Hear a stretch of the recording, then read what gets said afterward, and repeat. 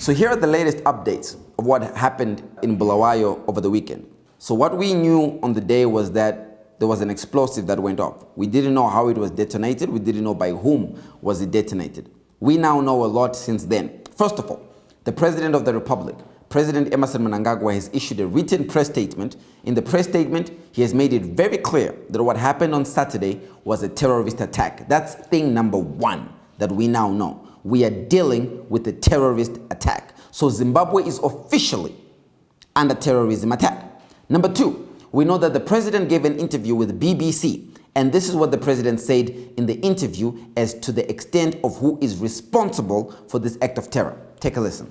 My hunch, without evidence, is that the people who are grieved by the new dispensation are the G40. That is a logical and reasonable conclusion one may make.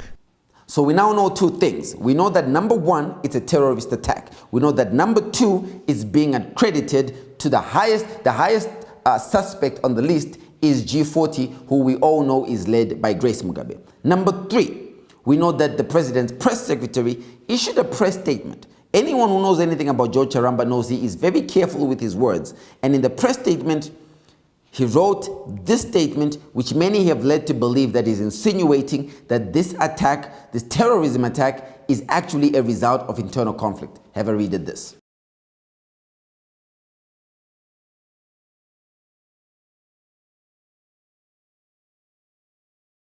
Number four, we know that the war veterans have issued a statement. Now, the war veterans is, remember that group that came out and was very anti-Mugabe and was very pro-Emmerson Mnangagwa, did a lot to organize the march? The war veterans have come out and they've said the following.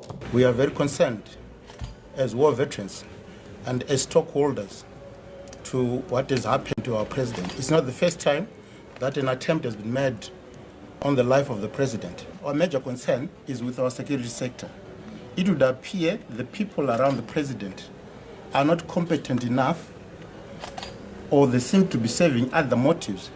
We would rather prefer ourselves, the war veterans, to be around the president rather than having the youngsters we see around the president. We have proved to be incompetent. So essentially what the war veterans are saying is the safety and security of the president must be entrusted to somebody who has war credentials and understand the security architecture of how to protect the commander-in-chief of the country. Lastly, we know this. The Youth League has come out and the Youth League has said this. We know they are targeting our president. They want to maim, kill him, but that will mean disaster for our future as the youth. So from today, all members of the Youth League are called upon to defend the president. And we will defend him with our lives. Wherever he is, we shall be. And when he falls, if he is to be killed by anybody, that person must kill all of us.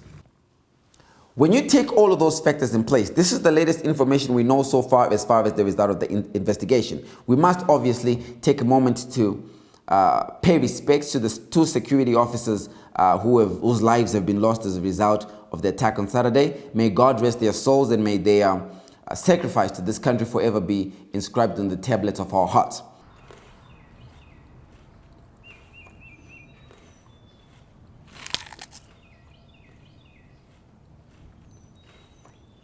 The big thing that I want to focus on tonight on Closer Look is this notion that Vice President Chiwenga could possibly be the one who's making a move on President Emmerson Mnangagwa. Let me tell you what I think about this. The man is the commander of the Defense Forces, former head. He moved from that position to become Minister of Defense. He's in charge of all the defense apparatus of the country. His type of weaponry is kept in artillery bases and artillery cabinets all across military and police and intelligence bases in this country.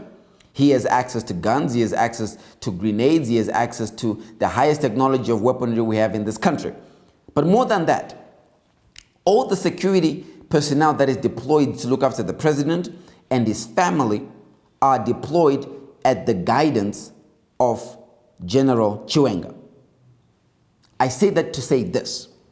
If General Chiwenga wanted to cause any harm to the president, do you really think he needs to do it so close to himself while he's doing it? If General Chiwenga was responsible for the attack on the president, do you really think that he doesn't have people who are with the president 24 hours a day? Do you really think he's not aware of the president's movement 24 hours a day to be able to know when it is best appropriate to put anything in his food, to put anything in the water he baths in, anything in the water he drinks, or in the car that he's in? If he really wanted drama, would it not be more dramatic to do it while the motorcade is driving?